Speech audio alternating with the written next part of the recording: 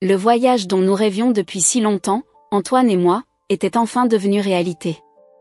3 semaines merveilleuses à parcourir l'Europe, à découvrir des lieux que nous n'avions vus jusque-là que dans nos rêves les plus fous. Je me souviens encore de ce matin-là, quand nous avons quitté notre appartement parisien, les valises à la main et le cœur léger. « Tu es sûre que tu n'as rien oublié, Amélie ?» m'a demandé Antoine pour la énième fois. J'ai ri, secouant la tête. « Non, mon chéri. J'ai tout vérifié au moins 3 fois.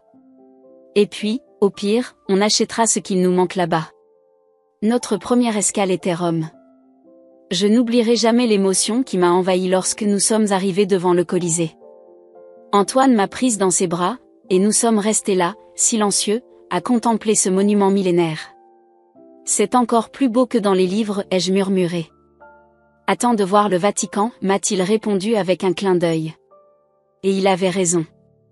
Chaque jour apportait son lot de merveilles. Après l'Italie, nous avons traversé l'Autriche. Vienne nous a enchantés avec ses palais majestueux et sa musique omniprésente.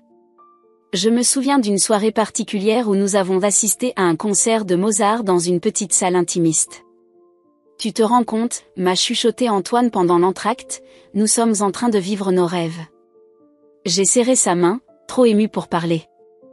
Notre voyage s'est poursuivi en Allemagne. Berlin nous a fascinés par son histoire palpable à chaque coin de rue. Devant les vestiges du mur, nous avons eu une longue discussion sur la liberté et l'importance de ne jamais la tenir pour acquise. On a de la chance, tu sais, ai-je dit à Antoine. De pouvoir voyager ainsi, de découvrir le monde. Il a hoché la tête, pensif. C'est vrai. Et c'est pour ça qu'il faut en profiter au maximum. Notre dernière étape était Amsterdam. Les canaux, les vélos, l'atmosphère si particulière de cette ville. Nous avons passé des heures à flâner, main dans la main, nous arrêtant dans de petits cafés pour déguster des spécialités locales. Le dernier soir, assis sur un banc face à un canal, Antoine m'a prise par surprise. Et si on revenait l'année prochaine? Pour explorer les pays qu'on n'a pas pu voir cette fois-ci? J'ai souri, excité par cette perspective. Pourquoi pas? On pourrait aller en Espagne, au Portugal. Et en Grèce, a-t-il ajouté. Tu as toujours voulu voir les îles grecques. Nous avons passé la soirée à faire des projets, imaginant notre prochain grand voyage. L'avenir semblait si prometteur, si rempli de possibilités. Le vol de retour vers Paris a été empreint d'une douce mélancolie. 3 semaines de rêve s'achevaient, mais nous ramenions avec nous des souvenirs pour toute une vie. Dans l'avion, nous avons feuilleté les photos sur nos téléphones, revivant chaque moment. Regarde, ai-je dit en montrant à Antoine une photo de nous devant la tour de Pise. On dirait presque qu'on l'a fait tomber pour de vrai. Il a ri, se rappelant nos nombreuses tentatives pour obtenir le cliché parfait. Lorsque nous avons atterri à Paris, la réalité du quotidien nous a rattrapés doucement. Le métro bondé, la circulation intense, tout cela contrastait fortement avec l'ambiance de vacances que nous venions de quitter. Pourtant, j'étais heureuse de rentrer. Notre appartement me manquait, notre petit cocon. Ça fait du bien d'être de retour, a dit Antoine en ouvrant la porte de notre immeuble. J'ai acquiescé, impatiente de retrouver notre chez nous. L'ascenseur nous a menés au 4e étage, et Antoine a sorti les clés. Prête à retrouver la vraie vie, m'a-t-il demandé avec un sourire. Avec toi, toujours, ai-je répondu, me hissant sur la pointe des pieds pour l'embrasser. La clé a tourné dans la serrure, et la porte s'est ouverte. À ce moment-là, je n'avais aucune idée que notre vie allait basculer. Que ce retour que j'imaginais doux et paisible allait se transformer en cauchemar. Si j'avais su. Mais on ne peut pas prédire l'avenir, n'est-ce pas? Et parfois, c'est peut-être mieux ainsi. Car si j'avais su ce qui m'attendait derrière cette porte, aurais-je eu le courage de la franchir? La porte s'est ouverte sur notre appartement, et immédiatement, j'ai su que quelque chose n'allait pas. Une odeur étrange flottait dans l'air, un mélange de renfermé et de parfums inconnus. J'ai échangé un regard inquiet avec Antoine avant d'entrer prudemment. « Antoine, ai-je murmuré, tu as demandé à quelqu'un de venir arroser les plantes pendant notre absence ?» Il a secoué la tête, l'air tout aussi perplexe que moi. « Non, je pensais qu'elle tiendrait 3 semaines. » Pourquoi ? Je n'ai pas eu le temps de répondre.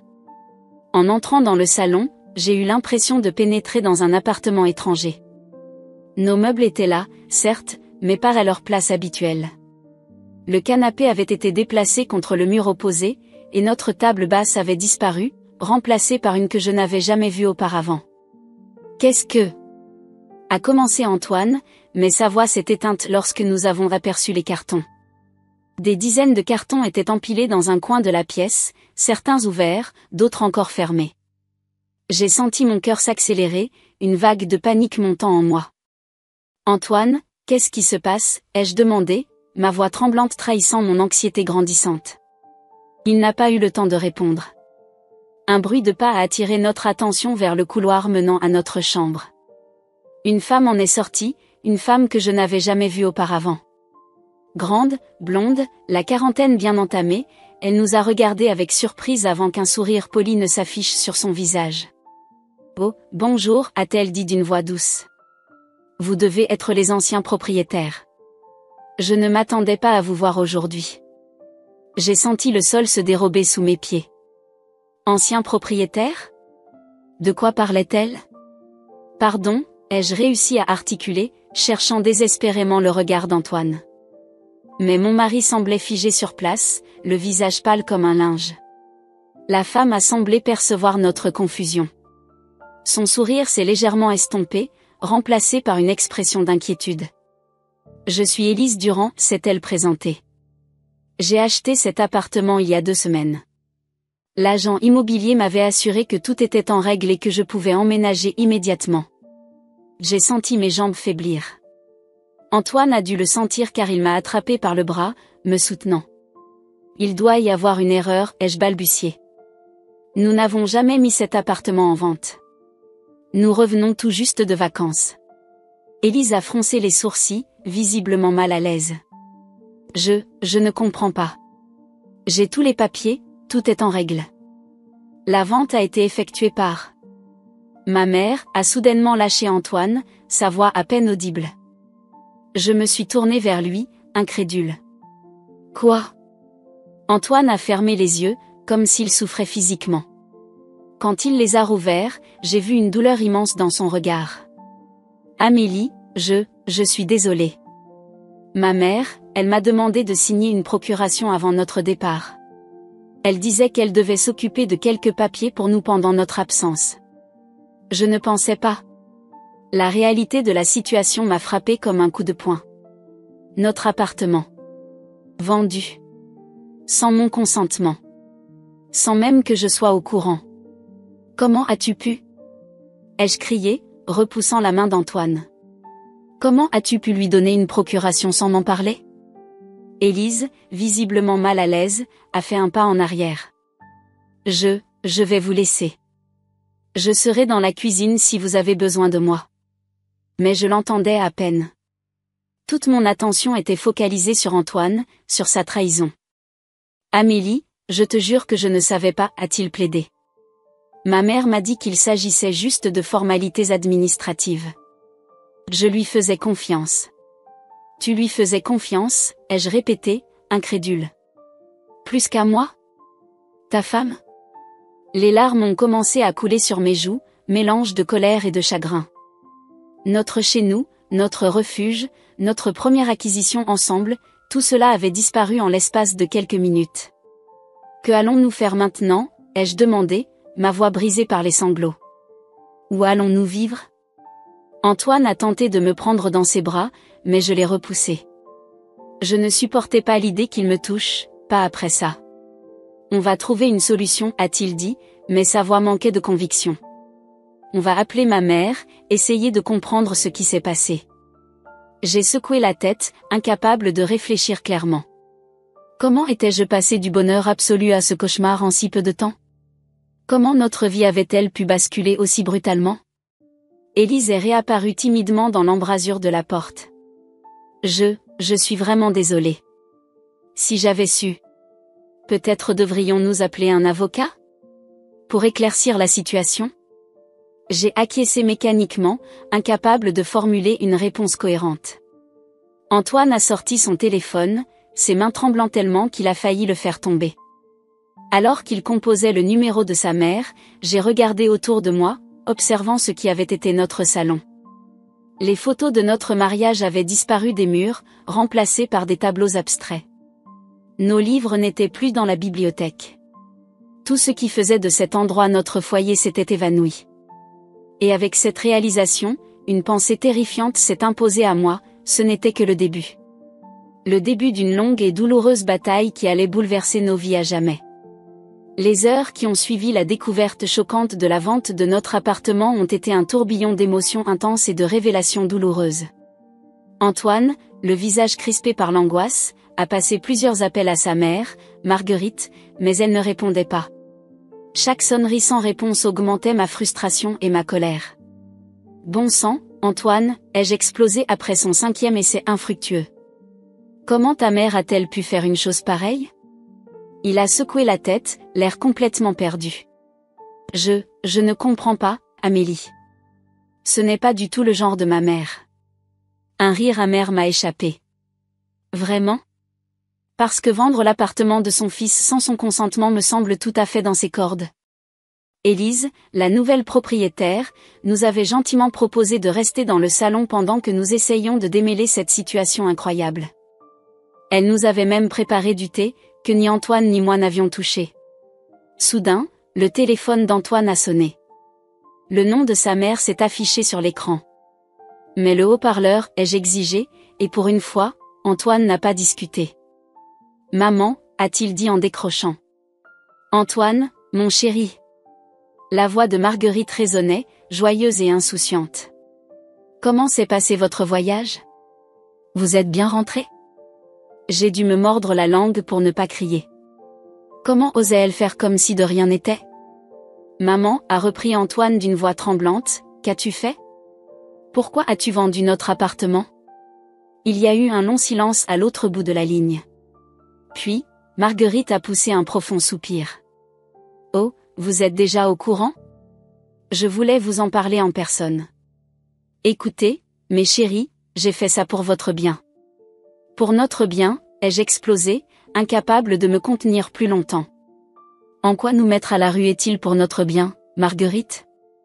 Amélie, ma chérie, calme-toi, a-t-elle répondu d'un ton condescendant qui n'a fait qu'attiser ma colère. Vous ne comprenez pas. J'ai vu une opportunité incroyable d'investissement. Avec l'argent de la vente, vous pourrez acheter un bien beaucoup plus grand, dans un meilleur quartier.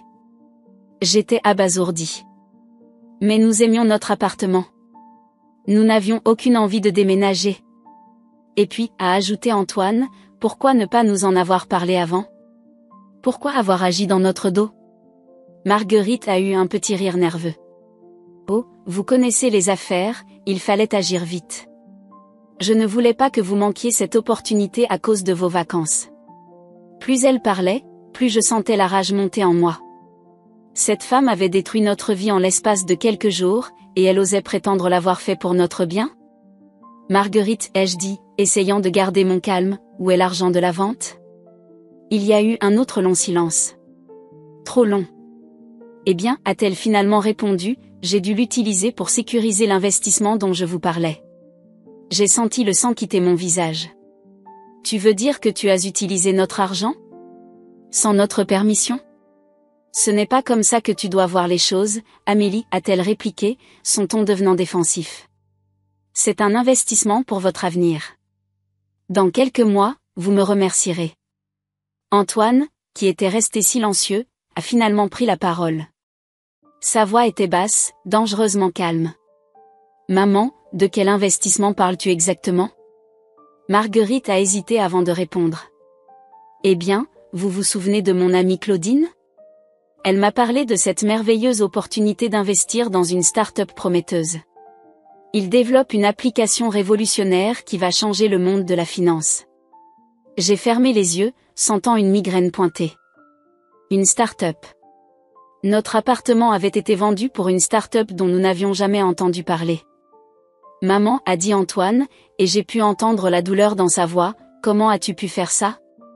Comment as-tu pu nous trahir ainsi? Vous trahir, a-t-elle répondu, semblant sincèrement surprise. Mais enfin, Antoine, je suis ta mère. Tout ce que je fais, c'est pour ton bien, pour votre bien à tous les deux. C'en était trop. J'ai arraché le téléphone des mains d'Antoine. Écoute-moi bien, Marguerite, ai-je dit, ma voix tremblant de colère. Tu n'avais aucun droit de faire ça. Tu as abusé de la confiance de ton fils, tu nous as mis à la rue, et tu as dilapidé notre argent dans un investissement douteux. Ce n'est pas de l'amour, c'est de la manipulation pure et simple. Amélie, je t'interdis de me parler sur ce ton, a-t-elle répliqué, indignée. Tu m'interdis ? Tu n'as plus rien à m'interdire, Marguerite. À partir de maintenant, tu es hors de nos vies. Et crois-moi, tu entendras parler de nos avocats très bientôt. Sur ces mots, j'ai raccroché, les mains tremblantes. Antoine me regardait, les yeux écarquillés, comme s'il me voyait pour la première fois. Amélie. A-t-il commencé, mais je l'ai coupé. Non, Antoine. Ne dis rien. Je ne peux pas. Je ne peux pas gérer ça maintenant. Je me suis tournée vers Élise, qui était restée discrètement dans un coin de la pièce, visiblement mal à l'aise.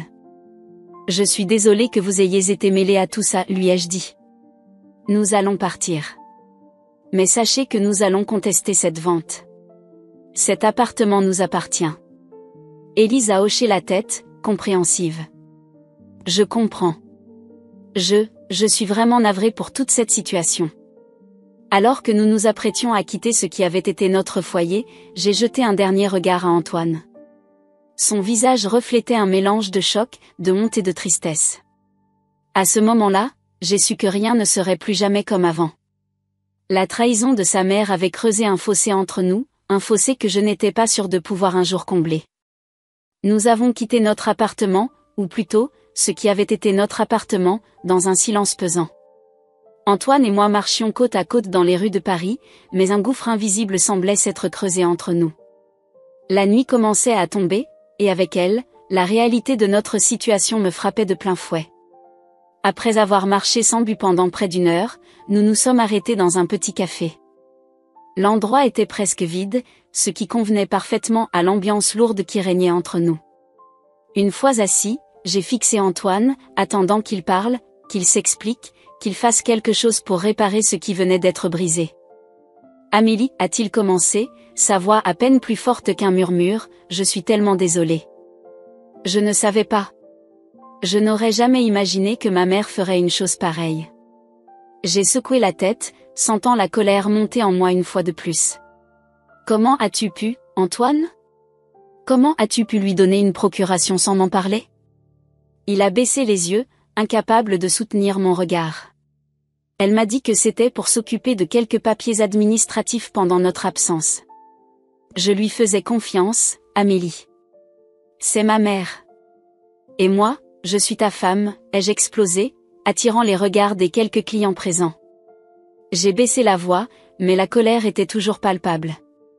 Nous sommes censés prendre ce genre de décision ensemble, Antoine. Comment as-tu pu me laisser dans l'ignorance ?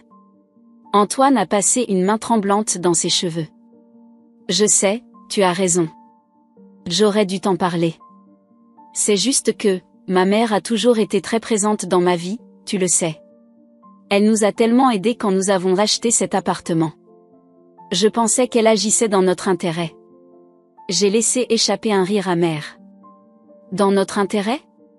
En vendant notre maison et en investissant l'argent dans une start-up douteuse ? Antoine, ouvre les yeux. Ta mère nous a manipulés, elle a abusé de ta confiance. Je sais, a-t-il murmuré, les larmes aux yeux. Je n'arrive pas à croire qu'elle ait pu faire ça. Je me sens tellement trahie, Amélie. Par ma propre mère. Pendant un bref instant, j'ai ressenti de la compassion pour lui. Après tout, il était aussi une victime dans cette histoire. Mais la colère et la déception étaient trop fortes. Et moi, Antoine ? Comment crois-tu que je me sens ? Notre vie entière vient d'être bouleversée à cause de ta naïveté. Il a tendu la main pour prendre la mienne, mais je l'ai retirée. Amélie, je t'en prie.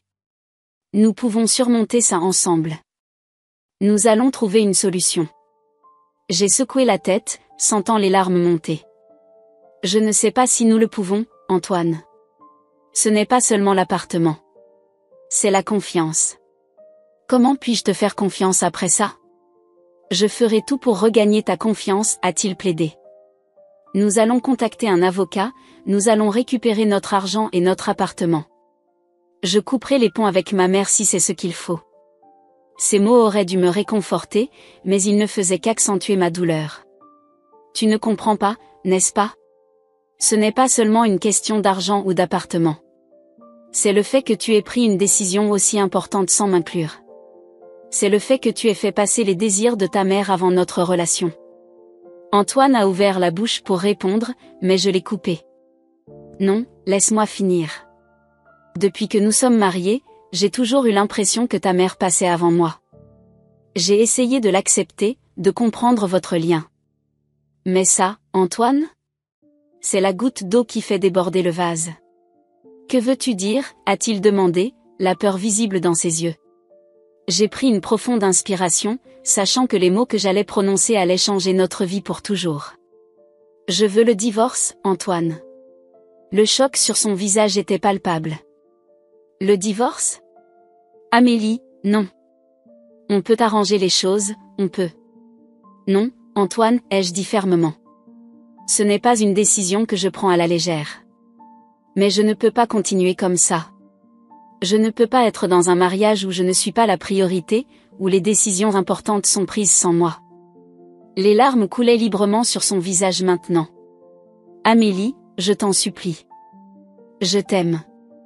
Nous pouvons surmonter ça. J'ai senti mon cœur se serrer. Malgré ma colère, malgré ma déception, je l'aimais aussi. Mais parfois, l'amour n'est pas suffisant. Je suis désolée, Antoine.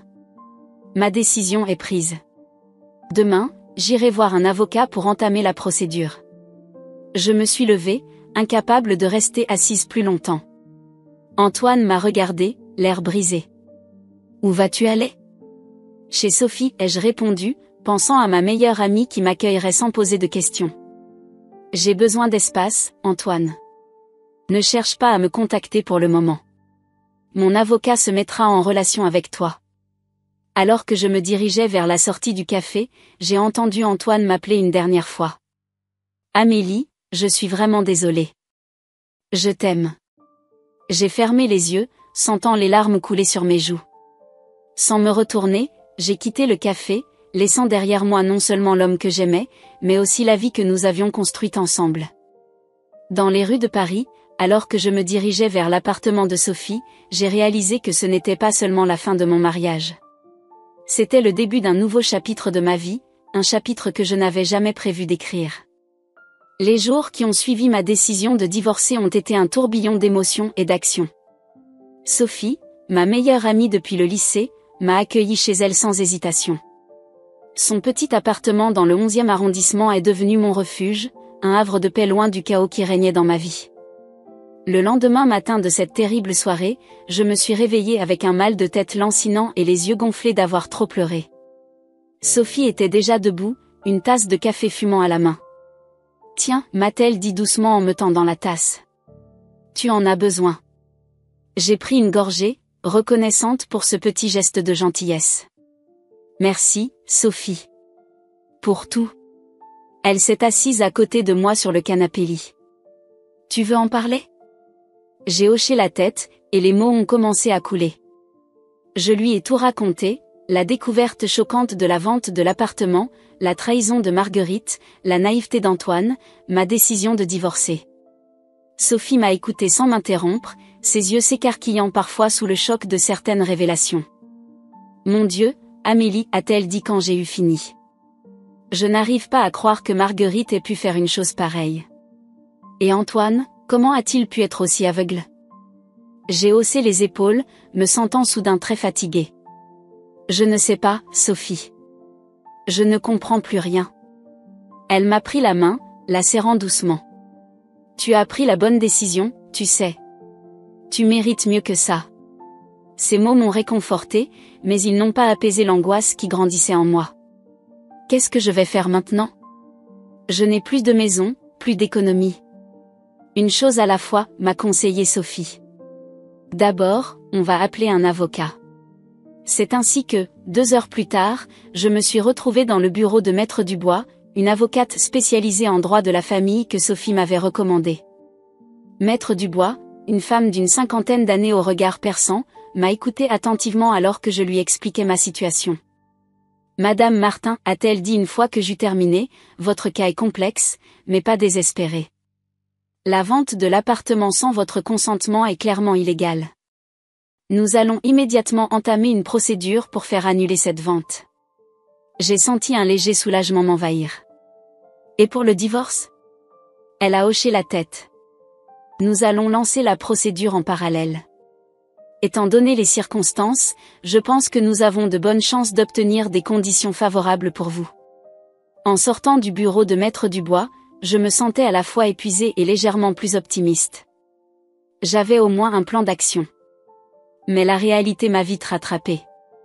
En rentrant chez Sophie, j'ai trouvé mon téléphone inondé de messages et d'appels manqués. La plupart venaient d'Antoine, me suppliant de reconsidérer ma décision, de lui donner une chance de s'expliquer.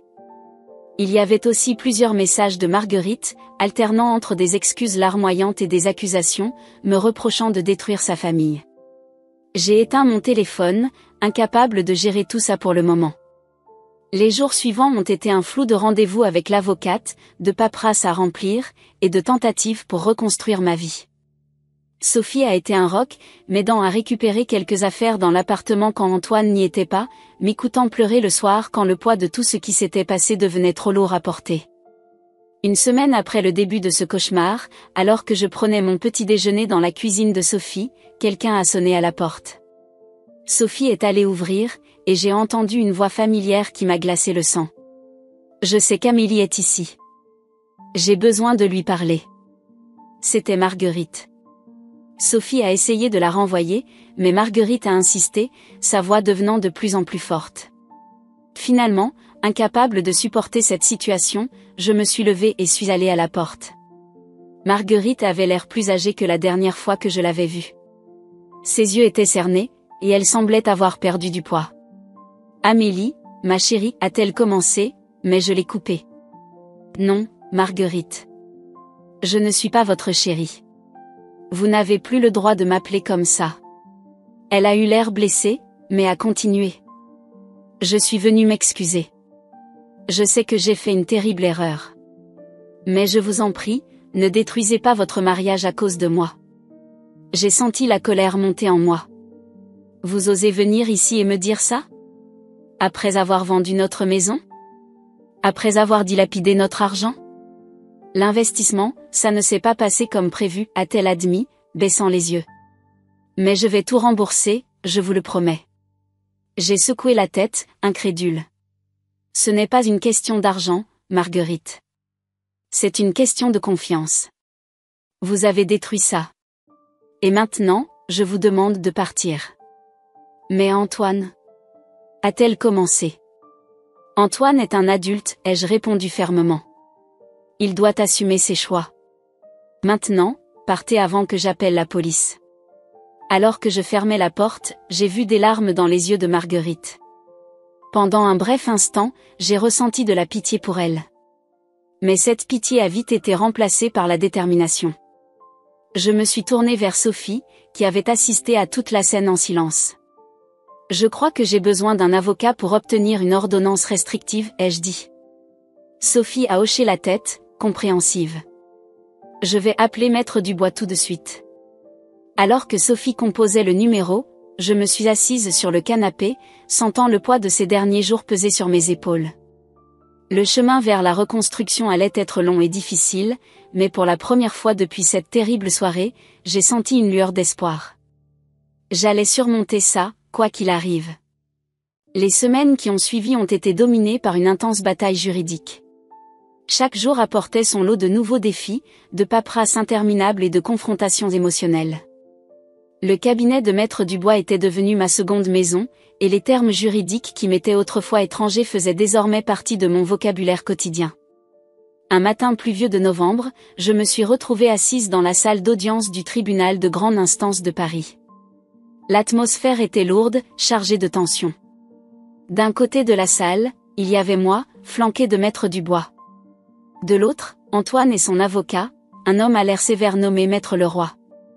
Marguerite était assise juste derrière eux, son visage une masque de chagrin et de culpabilité. Le juge, un homme d'une 60aine d'années au regard perçant, a ouvert la séance. Nous sommes ici aujourd'hui pour examiner l'affaire Martin contre Martin et Durand concernant la vente illégale d'un bien immobilier et la demande de divorce qui en découle. Maître Dubois s'est levé, sa voix claire et assurée résonnant dans la salle. Votre honneur, ma cliente, Madame Amélie Martin, a été victime d'une grave violation de confiance. Son appartement a été vendu sans son consentement, grâce à une procuration abusivement utilisée par sa belle-mère, Madame Marguerite Durand. L'avocat d'Antoine a immédiatement riposté. Objection, votre honneur. Mon client, Monsieur Antoine Martin, n'était pas au courant des intentions de sa mère lorsqu'il a signé cette procuration. Il est autant une victime dans cette affaire que Madame Martin. Le juge a levé la main pour les faire taire tous les deux. J'ai lu les dépositions. Ce qui m'intéresse maintenant, c'est d'entendre directement les parties concernées. Madame Martin, pouvez-vous nous raconter votre version des faits? Je me suis levée, les jambes tremblantes. Prendre la parole en public n'avait jamais été mon fort, et la gravité de la situation ne faisait qu'accentuer mon anxiété. Mais en croisant le regard encourageant de Maître Dubois, j'ai pris une profonde inspiration et j'ai commencé à parler. Votre honneur, mon mari et moi sommes partis en voyage en Europe pendant 3 semaines. À notre retour, nous avons découvert que notre appartement avait été vendu à notre insu. Ma belle-mère avait convaincu mon mari de lui signer une procuration avant notre départ, soi-disant pour s'occuper de formalités administratives. Elle a profité de cette procuration pour vendre notre bien et investir l'argent dans une start-up douteuse, sans notre consentement. Le juge m'a écouté attentivement, prenant des notes de temps en temps. Quand j'ai eu fini, il s'est tourné vers Antoine. Monsieur Martin, qu'avez-vous à dire à ce sujet? Antoine s'est levé, l'air abattu. Votre honneur, je reconnais avoir commis une grave erreur en signant cette procuration sans en parler à ma femme. J'ai fait confiance à ma mère, et je n'aurais jamais imaginé qu'elle puisse abuser de cette confiance de cette manière. Je suis profondément désolée pour la douleur que j'ai causée à Amélie. Le juge a hoché la tête, puis s'est tourné vers Marguerite. Madame Durand, pouvez-vous expliquer vos actions? Marguerite s'est levée, les mains tremblantes. Votre honneur, je pensais agir dans l'intérêt de mon fils et de ma belle-fille. J'ai vu ce que je croyais être une opportunité d'investissement exceptionnelle, et j'ai voulu les aider à améliorer leur situation financière. Je réalise maintenant que j'ai commis une terrible erreur de jugement. L'audience a continué ainsi pendant des heures, chaque partie présentant ses arguments, les avocats s'affrontant sur des points de droit, le juge posant des questions précises et incisives. À la fin de la journée, j'étais épuisée émotionnellement et physiquement. Le juge a finalement pris la parole. Cette affaire est complexe et nécessite un examen approfondi. Je vais prendre le temps d'étudier tous les éléments présentés aujourd'hui. En attendant, j'ordonne le gel de tous les avoirs issus de la vente de l'appartement. Quant à la demande de divorce, étant donné les circonstances exceptionnelles, j'accorde une période de réflexion de 3 mois avant de statuer. La prochaine audience aura lieu le 15 février. La séance est levée. En sortant du tribunal, j'ai croisé le regard d'Antoine. Pour la première fois depuis le début de cette épreuve, j'ai vu dans ses yeux non pas de la culpabilité ou des excuses, mais une profonde tristesse. Pendant un bref instant, j'ai ressenti l'envie de le prendre dans mes bras, de lui dire que tout irait bien. Mais le moment est passé, et j'ai détourné le regard. Maître Dubois m'a rejointe sur les marches du palais de justice. Ce n'est qu'un début, Amélie, mais c'est un bon début. Le juge semble comprendre la gravité de la situation. J'ai hoché la tête, trop épuisée pour parler. Alors que nous descendions les marches, j'ai aperçu Marguerite qui tentait de s'approcher de moi. Mais Antoine l'a retenue, secouant la tête. Pour la première fois, j'ai vu mon mari tenir tête à sa mère, et malgré tout ce qui s'était passé, j'ai ressenti un pincement au cœur. Cette journée au tribunal n'était que le début d'une longue bataille juridique et émotionnelle. Mais alors que je rentrais chez Sophie ce soir-là, je me suis sentie plus forte. Quoi qu'il arrive, j'étais déterminée à me battre pour ce qui était juste, pour reconstruire ma vie, même si cela signifiait laisser derrière moi l'homme que j'avais aimé et la vie que nous avions partagée. Les mois qui ont suivi l'audience au tribunal ont été un tourbillon d'émotions et de changements. Chaque jour apportait son lot de défis, mais aussi d'opportunités inattendues. C'est au cours de cette période tumultueuse que j'ai reçu un appel qui allait changer le cours de ma vie. C'était un mardi matin pluvieux. J'étais assise à la table de la cuisine de Sophie, sirotant mon café tout en parcourant les offres d'emploi sur mon ordinateur portable. Depuis le début de cette épreuve, j'avais du mal à me concentrer sur mon travail d'éditrice freelance. Le téléphone a sonné, affichant un numéro que je ne reconnaissais pas. « Allô ?» ai-je répondu, hésitante. « Amélie ? C'est Marc Leblanc. Tu te souviens de moi ?» La voix m'était vaguement familière. Puis, soudain, ça m'est revenu. Marc était un ancien collègue de l'agence de publicité où j'avais travaillé il y a des années. Marc. Bien sûr que je me souviens. Ça fait une éternité. En effet, a-t-il ri. Écoute, j'ai appris ce qui t'est arrivé. Je suis vraiment désolée. J'ai senti mon cœur se serrer. La nouvelle de mon divorce et du scandale qui l'entourait s'était manifestement répandue dans mon ancien cercle professionnel. Merci, Marc, ai-je répondu doucement. C'est une période difficile, mais je tiens le coup. J'en suis sûre, a-t-il dit. En fait, c'est pour ça que je t'appelle. J'ai une proposition à te faire. Intriguée, j'ai écouté attentivement alors qu'il m'expliquait qu'il avait récemment été promu directeur créatif d'une importante agence de communication à Lyon. Il cherchait un rédacteur en chef talentueux pour leur nouveau magazine d'entreprise, et il avait immédiatement pensé à moi. Je sais que c'est un grand changement, a-t-il ajouté, mais je pense que ce pourrait être une excellente opportunité pour toi. Un nouveau départ, en quelque sorte. J'ai senti mon cœur s'accélérer. Lyon. C'était à des heures de Paris, de tout ce que je connaissais.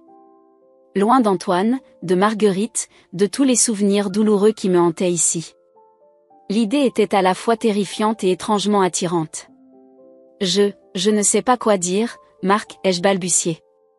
C'est une offre incroyable, mais c'est aussi un énorme changement. Je comprends, a-t-il répondu. Écoute, prends le temps d'y réfléchir. Le poste est à toi si tu le veux. Appelle-moi quand tu auras pris ta décision. Après avoir raccroché, je suis restée assise, immobile, pendant ce qui m'a semblé être des heures. Sophie m'a trouvée ainsi quand elle est rentrée du travail. Amélie ? Tout va bien, a-t-elle demandé, inquiète. Je lui ai tout raconté, mes pensées s'entrechoquant alors que je parlais. Sophie m'a écoutée attentivement, puis m'a pris les mains. C'est peut-être exactement ce dont tu as besoin, ma chérie, a-t-elle dit doucement. Un nouveau départ, loin de tout ça. Les jours suivants ont été un tourbillon de réflexions et de discussions. J'ai appelé Maître Dubois pour lui demander conseil. Elle m'a assuré que mon déménagement à Lyon n'affecterait pas la procédure de divorce ni le procès concernant la vente de l'appartement. Finalement, après une semaine de réflexion intense, j'ai pris ma décision. J'ai appelé Marc et j'ai accepté le poste. Les semaines qui ont suivi ont été frénétiques. Entre les préparatifs du déménagement, les adieux à mes amis parisiens et les dernières formalités juridiques, je n'avais guère le temps de respirer. Mais chaque jour qui passait, je sentais un poids se lever de mes épaules. Le jour de mon départ est finalement arrivé. Sophie m'a accompagnée à la gare de Lyon, m'aidant avec mes valises. Alors que nous attendions sur le quai, j'ai soudain entendu une voix familière m'appeler. C'était Antoine. Mon cœur a fait un bond dans ma poitrine. Je ne l'avais pas vu depuis notre dernière audience au tribunal, 2 mois plus tôt. Amélie, a-t-il dit, essoufflé comme s'il avait couru. J'ai appris que tu partais. Je voulais te voir une dernière fois. J'ai senti les larmes me monter aux yeux. Malgré tout ce qui s'était passé, une partie de moi aimait encore cet homme. Antoine, ai-je murmuré. Non, laisse-moi parler, m'a-t-il coupé. Je sais que j'ai tout gâché. Je ne te demande pas de me pardonner. Je voulais juste te dire que je suis désolée, pour tout. Et que je te souhaite tout le bonheur du monde à Lyon. J'ai hoché la tête, incapable de parler. Antoine m'a tendu une petite boîte. C'est pour toi, a-t-il dit.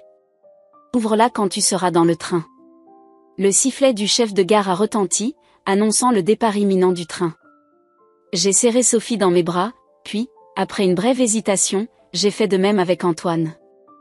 Prends soin de toi, lui ai-je dit avant de monter dans le wagon.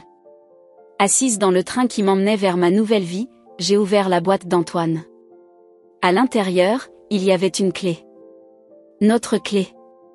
Celle de notre ancien appartement. Avec un petit mot, pour que tu n'oublies jamais d'où tu viens, même si tu vas ailleurs. Alors que le train quittait Paris, j'ai regardé par la fenêtre, les larmes coulant librement sur mes joues.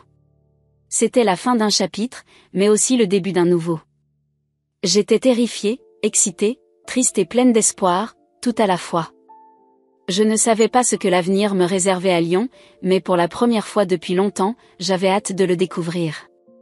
Avec une valise pleine de vêtements et une autre remplie d'espoir, j'étais prête à écrire la prochaine page de ma vie.